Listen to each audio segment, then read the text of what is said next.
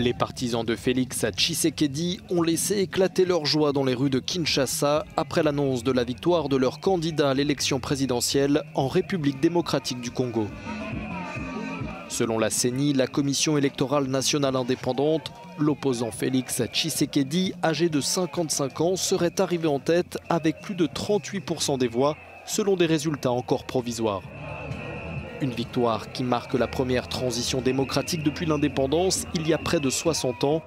Mais victoire aussitôt contestée, à commencer par l'autre figure de l'opposition divisée. Martin Fayulu, ici à l'image, est arrivé en deuxième position avec plus de 34% des voix. Il dénonce un véritable putsch électoral. De son côté, la puissante Église catholique met elle aussi en doute les résultats. Elle avait déployé 40 000 observateurs le jour du scrutin.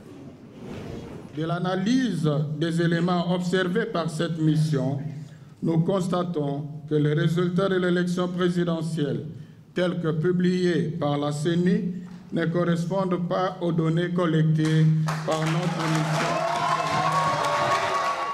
La France a également émis des doutes et la Belgique prit acte des résultats en préconisant la prudence.